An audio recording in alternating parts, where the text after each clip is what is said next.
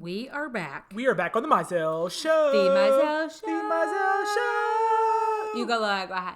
The Mizells. No, you go low, I go high. The Mizells Show. We're talking about the circle of life. No. I know it. I don't know the words. I'm going to be offensive. I can feel it.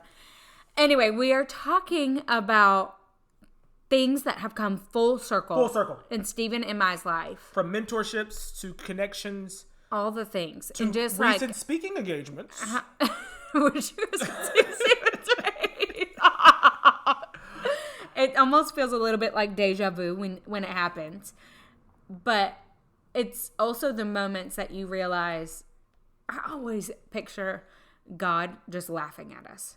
Smiling. When you feel the deja vu moments happen. Yes. He's like, I saw this. I saw that happening. However many years ago. Check I out our saw show. all this happening. Listen in. Tune in. Thanks, guys. Perfect. Welcome to the Mizells Show. An inspiration for a new generation. Hi, I'm Alanna Mizells, a loving mother of two, a devoted wife to Steven, and an entrepreneur helping women realize their dreams and potential. And I'm Steven Mizells, caring father of two, a devoted husband to Alanna, and a driving force to help young men prepare for life after college football. And if that wasn't enough, we're a biracial couple. She was raised in the North, but I was raised in the South. The only thing normal about our lives, who am I kidding? It's never normal around here. Join us for the Mizells Show. Right now.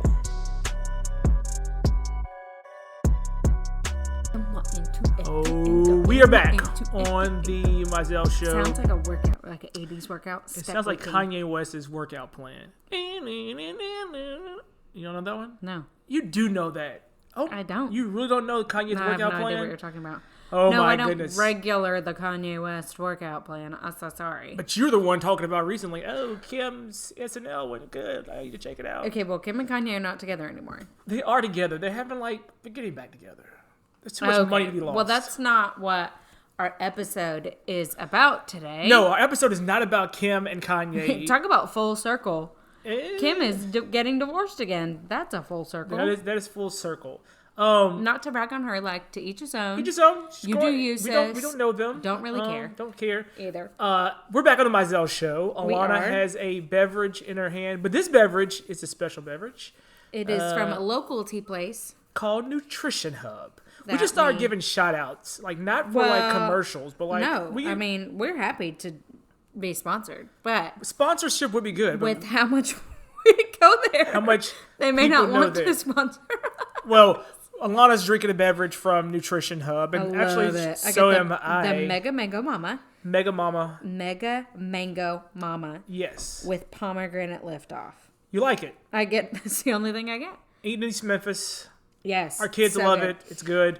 So, But- so we always know Alana's drinking a beverage at our Always. podcast. So we but just thought we would. the reason behind that Stephen mentions it is correlated to this whole full circle story. Yeah, full circle. So this past week, So let me tell you something. Alana had the opportunity to do a speaking engagement It at did. Kappa Delta. Kappa Delta, the University of Memphis chapter. How full circle is that? That Yeah. you were speaking, like giving a I speaking know. engagement I to a know. place that had done so much for you. It's awesome. If people didn't know, Alana was a KD and all this fun stuff at the University of Memphis. I was, yes. And you were And speaking all this to, fun stuff. I mean, like you were president and Yeah, you like yeah, all yeah, the yeah. gamut, Yeah, yeah, homecoming, yeah, and all yeah, that yeah. stuff that comes with that. All the stuff that comes with that. And so I got the opportunity to speak at Kappa Delta last weekend at their chapter meeting and talked about confidence. And if you haven't seen do a spiel You have a speech on that you excavating your pain through Yes. Macklemore, but this one was different because it was tailored towards confidence. And what is so interesting about that is it was supposed to be the week prior. And I know we're talking about how it comes full circle, but Yeah. let me just tell you this. So talking about full circle, I had this other opportunity that went sour within that week. And we don't really want to put people on blast. Yeah, it was an opportunity.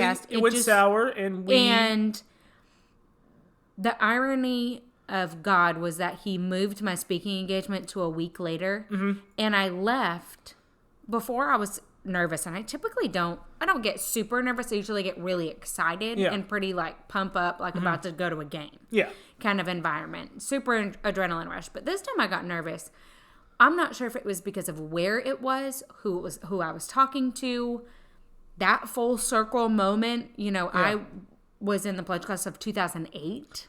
To date myself. 2008, yes. I was PC08. PC08. So I definitely think it was the fact of like what that organization had done for you. Yeah. And I wanted to do the organization justice. Yeah. This little blue-eyed freshman in college, had never thought about going sorority. Did you think about it like coming out of high school? Yeah, so I knew that you kind of maybe wanted to do it. That I needed to, coming from New Hampshire, because I didn't know anybody. But okay, here's the thing. And I had researched Memphis's chapters versus some of the others. But here's a question for you though: in the South, sorority fraternity is like a given. Right. Where you're from? Did anybody did you? Was it your where list? I'm from, it's not a thing. Okay, that's what I was thinking. Okay. It's not. Well, it is a thing, but they're not regulated. So there's not a regulation body kind of over the entities to make sure that they're doing what they're supposed to be. Okay. So, but I had done my research in that facet. Okay. I also knew that Memphis's chapters weren't as large as some of the SEC schools. True. Had I gone to an SEC institution or even Florida State, I would not have gone Greek. Understandable. Because no. I say that, and I probably would have. Who knows? Knowing me, it doesn't matter, because that's not where I went. So Memphis's chapter has always been a smaller chapter, but it also, Kappa Delta helped develop me into the leader that I needed to be. Uh-oh. Here we go. Go for it. It did. Though. It just did. Most of the people that have graduated and gone on to a first-time business role, they're dealing with challenging personalities in a business environment. I got thrown into the fire through Kappa Delta. Yeah. I had to deal with confrontation head on as president. Yep.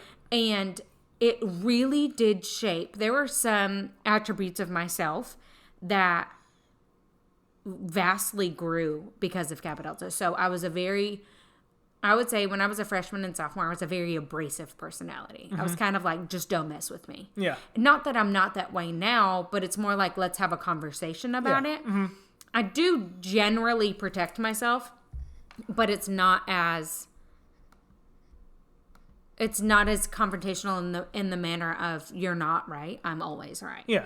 Which I think that I went straight to anger. And had I not been in Kappa Delta and been faced with people that I knew loved and cared about me, because they were my sorority sisters and I didn't have a choice. Yeah. And that's why I think it goes back to you having that nervous feeling, having that, because you've done the speaking engagements via Zoom, in person, and now you're like, man, I get a chance to pour into these young women and speak to them and letting because again, when you were 18, 19 years old, sitting where these girls were sitting, you had no idea when you were age 30 how that you could pull back from that. And so you're trying to help these girls. There's no way I could have You're trying to help these girls know, hey, this is bigger than just you and the social and the atmosphere that comes with that. So you got a chance to speak in front of them. Yeah. And had you told me in 2008 that I would then years later be speaking to the same chapter. And quite honestly, there's been times that I've been like, did they really do that? But I've tried to remove myself since graduating as much as I could, mainly just because it's so toxic. Yes. It gets to the point where it's juvenile to still think that you can control a chapter you're no longer a part of. It's not yours anymore. Let it go. And it was fascinating and made me so stinking proud to see them respect their council members and know that the institution of Kappa Delta and the institution of sororities and fraternities, the whole premise of it is to teach you lasting leadership capabilities that you can then take into a business. Yeah. So things like when your boss says, put your phones down, please pay attention. And you do it. But at 18, 19, 20, 21, the age group of these young women, how hard is that? It's very hard. And you're not getting paid to do it. Not getting paid to do it. You're paying to do it. And you're also respecting someone who is maybe a year or 2 years above you. Yeah, or the same age. Age, but you're able to put the phone away and respect it because you're respecting the institution and not the person. But like, how much of that do we not actually use later on in life? But in reality, that's what needs to be coming full circle, is realizing that what Kappa Delta taught me was that every person, no matter their age, demographic, or whatever, does have grounds and does deserve the ability for me to pay attention to what they're saying. And I also think that that is critical when you're looking at business environments now, as younger people are carrying so much more knowledge than some of these older people. I mean, you're talking about people that are 30, 31, and maybe 7 times more knowledgeable in technology than a 45-year-old. And yet that 31-year-old's about to be that 45-year-old's boss. Yeah. Right? Yeah. And so it's also lowering yourself to understand that every person's opinion, even the 45-year-old, may have some knowledge that used to be on paper that needs to become transitioned into technology, but you wouldn't have ever learned that. And for so many people, specifically in the college environment, they don't learn that until they're in a job or they're in an internship. And even then, you would have to be in a role to where a mentor exposes you. And I think that's why I've struggled so much as a young professional, is that I had mentors when I was 18, 19, 20, 21 that were good. And I've struggled not having a consistent mentor pushing me. Yeah.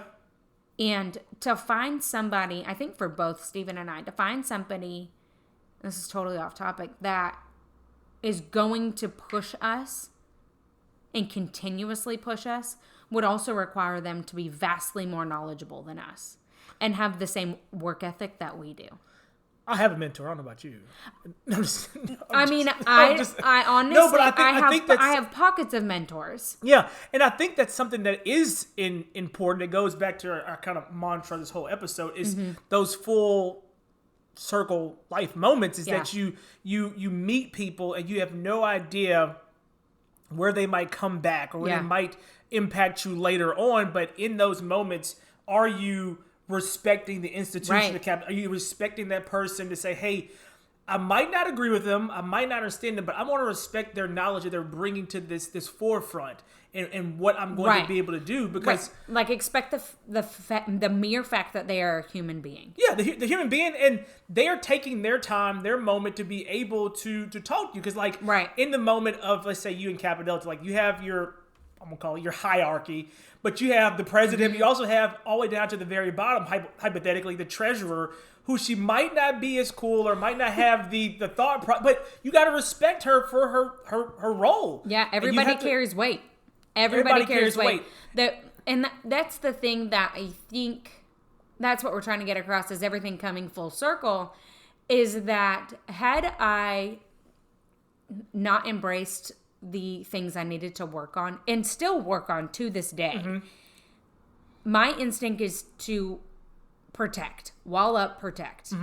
Even when Steven and I get in an argument, I wall up and protect. That's my instinct. Yeah. Don't let people see my vulnerability. But to be an effective president, you've got to be vulnerable and be able to delegate. Yeah. Which is so hard to do. And that transition from a atypical worker to a manager is the same transition that you've got to understand from a chapter member to a council member. Yeah. It's the same thing. It's a lateral move in terms of you're still trying to maintain your friends. You're still trying to get everybody to do things that go to the stronger purpose. And yet you yourself are changing roles. You are now walking into a leadership role to where you're not doing the day and day that a chapter member is. You're now doing other roles, so you can't do both. Yeah. And I think that's critical for Steven's mentor. He's specifically got one mentor that totally brings him full circle, in that you actually have two that continuously tell you, Steven, that's not your job. Yeah. Which is hard. It's very hard, but you either trust in them, because I think the biggest thing also when you make that first impression and you connect that person, you don't know where it's going. Yeah.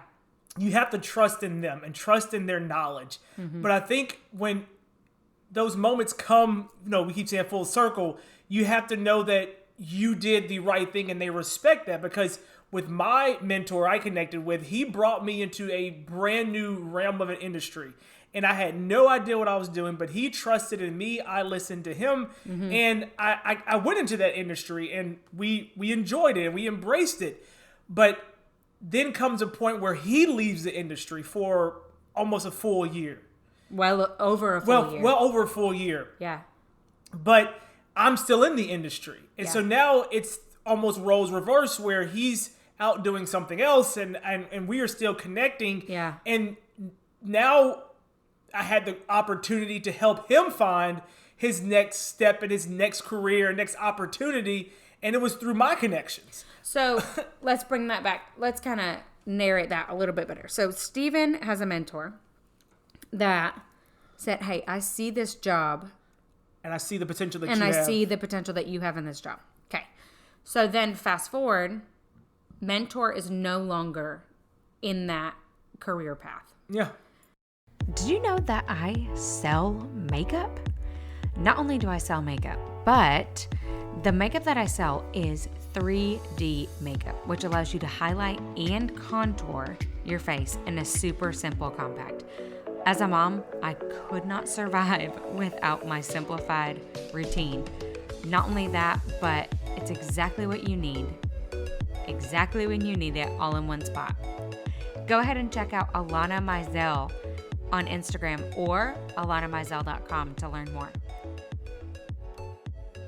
Some time passes and they're still connected, still mentor-mentee relationship. Well, now the mentee is able to help the mentor change career paths.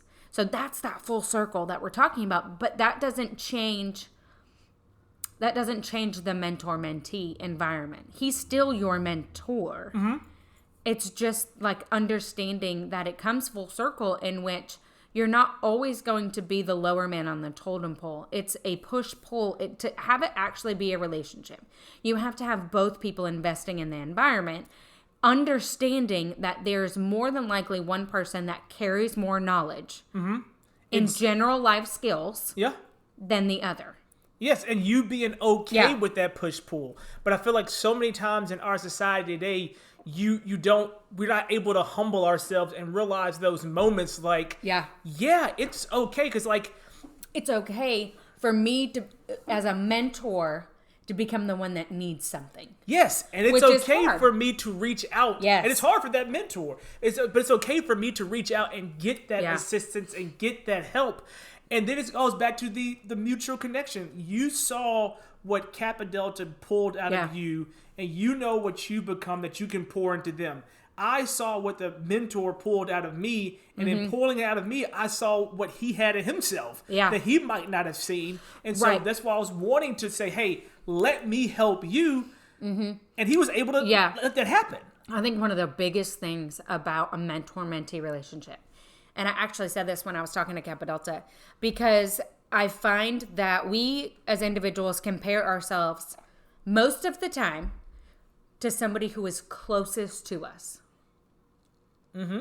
Closest to us. And I say that because I wonder how many of our listeners, and maybe this is a good little game to play with you. I went and I was walking with a friend last weekend, and she just had a baby. And we've, as you guys know, we're still looking for a house. A little update on the house search. We're still looking. And I'm longing for an environment to where I can just put the kids in a stroller, or I don't put them in a stroller anymore, can just walk outside and walk around the block and it be a safe environment. And she's one of my very, very, very best friends. And yet, there are components of her life right now that I compare myself to in her. She's in a job that she's happy about. I'm longing for that type of thing. She just had a baby. She's in a home that she loves. Like, all those things that I'm currently longing for, she happens to fulfill. Oh, you longing for a baby? No. You're not going to tell me that? You're not going to tell me that? No. Okay, just making sure we're on the same page. No, but... I didn't want to skip over I'm that. talking about, like, just being able to go walk outside with the family. I'm there with you. I'm just making sure you're not slipping. Got a backyard that she can just throw her dogs in. Like, little things that change. All right. Sure, let's have another baby. Let's announce it on the show. Podcast. There we go. Yeah, no, not right now. And what I find in myself and in you connect with mentors and mentees that are similar to you, that you feel like you can impact, or you feel like can impact you. Yes. And then you have a commonality. So therefore, I find that most people start to compare themselves to the ability that the mentor-mentee relationship has. I see that. Yes. So same with your best friends. Yeah. You become best friends with people that more than likely have commonalities with you. Yes. Generally, a lot of commonalities with you. Even if you're looking at a marriage that is opposites attract, you have commonalities or else you don't get along. Yeah, that's right. Yeah. And so when it's happened to Steven and I before, to where we're almost chasing the same type of role or the same type of goal. And then we end up, more so it happens with me more than Steven, I end up comparing myself to Steven. Yeah. Because there's so many facets of Steven that are the mentor in our marriage. Yeah. And I think it's also so hard sometimes to understand. I'm older than my friend that we were talking about. So I should have. Society says I should have. This, should have that. So most of the time, a mentor-mentee relationship isn't somebody younger mentoring an older person. True. Stereotypically it's an older mentoring a younger. Yeah. Right? So then it's understanding I've got to lower the fact that although I'm older, my best friend right now is mentoring me through this environment to where I can lay down the desire to achieve excellence based off of societal norms. Yeah. And understand that my best friend is mentoring me in the beauty that is a simple life. What was the quote that we heard last night on Blacklist? Oh, Blacklist. Ordinary lives can be extraordinary. Yeah. Ordinary lives can be extraordinary. And that's what she's teaching me. Yes. And that's what Kappa Delta has always taught me. And yet it took me going back there. Yes. And leaving. And I actually texted one of my other friends. She said, how'd it go? Because she knew I was nervous. Yeah. And I said, they have no idea that was so much more for me than it could have ever been for them. Yes. And that's the mentor-mentee relationship. And that's it. And that's the feeling that you want to have. Right. And when you walk away from it, you have that facet where all these girls are excited and they're following you on social media and they're asking you to meet with them. And you're like, yes, but you have no idea how much I personally needed that. Yeah. And so many times when you as the mentor or you as a person, you walk away like that was fulfilling and all I did was help that person. Yeah. And those are the times that you realize I'm not getting paid for this. And I don't have to get paid for this because it's so much, it's filling my cup up so much more. Y'all, and then speaking of nutrition bar, a couple days later, I walked in there and a girl was talking about a book for her dad and I gave her a recommendation. She goes, you talked to Kappa Delta this weekend. And I said, I did. Yeah. And it was just, I've seen her a million times. A million times you've seen her. And never did we realize that we were both Kappa Deltas because we never had that full circle connection. Mm-hmm. And then I went back in and she said, I really needed what you said. And I just thanked her. Yeah. And I was like, I really needed to do that for y'all. And none of that cost a dime. Well, other than me buying a tea from Nutrition Bar. But at the end of the day, feel free to sponsor. It's fine. Oh my god. No, but you're right. It's those moments that you capture. I think so many times we get so caught up in the day to day, and we just forget to embrace those moments. And that's why I wanted you to take the time today to let our listeners hear about you going back to Kappa Delta and speaking to them. And we just want everybody to just embrace those moments. Take the time to look at that mentor-mentee relationship. But I also think it's equally important to understand that just as much as a mentor can invest in you, somebody else can take from you. And that also doesn't cost them a thing. It doesn't cost them a thing. But that doesn't mean as an individual you need to go back at them and seek revenge. Yeah. Which has recently happened to both Steven and I. Yeah. Was this dire desire for revenge. But realizing what actually benefits our karma, our kids, our universe. Our house. Our household, mindset. Everything is not revenge, but is actually the opposite. It's investing in somebody else or being invested in. Yeah. And there was actually a chapter member of mine that I just saw so much more promise in her than I think anybody had ever said to her. And I remember just trying to literally breathe oxygen and confidence into her body. And now, oh my gosh, she's one of the best teachers I've ever seen. And she just exudes confidence, is just such a powerhouse. And I think sometimes we forget how much people need us to say, even our best friends, I admire you for living an ordinary life in an extraordinary manner. I think we should end on that note. That's beautiful. But we need to say that to those that we mentor, those that are mentoring us, those that are sideline people, those that are our best friends. I would bet, and I said this in my talk, is that I would bet that those that we have as our best friends, some of their largest insecurities are something that we love the most about them. Yeah, but you have to let them know that. Right. You have to let them know that and not allow those that are stripping positivity from your life feel any more time. There's actually another quote by Stephen Furtick that he says, "You were not invited to our movie night." Oh, yes. You were not. So he's talking about his kids, and they're getting on social media, and something happened. Yeah, he's having a movie night, and they're talking about it. And he was like, and he looks around the room and says, so-and-so was not invited to the movie night. And I love that, because how many people are being invited to your day? Your dinner or invited to your life, or taking time and continuing to take space in your head, in which you could fill it to somebody that you're mentoring or a friend that you need to tell them how much you love these unique qualities about them. That may be the catalyst that helps them realize there's so much more value in their body. Yeah, but you're too consumed with somebody who is giving you negative feedback. Yeah, guys. So there are ordinary lives can be absolutely extraordinary. That's beautiful. That's a straight quote from Blacklist. It's a straight quote from Blacklist. We love it. We love y'all. What a fun episode of change coming full circle. Full circle. Full circle. Think about it. Yeah. Take the time. I'd love to know some of the stories of y'all's lives coming full circle. Feel free to share with us. Yes. So if you guys are enjoying this, definitely leave us a review. Give us the feedback. If there's something you guys want us to talk about, reach out to us on our website at themizellsshow.com. There is a contact section. You can put it in there. We would love to hear about it. Or you can always go over to Instagram at The Mizells Show. Also, as always, don't forget to screenshot this episode and just add it to your stories and tag us on Instagram, on Facebook at The Mizells Show. Thanks, guys. Are you loving The Mizells Show? Well, we love you all. And did you know that you can have me and Steven talk to your team or a group of 25 of your friends?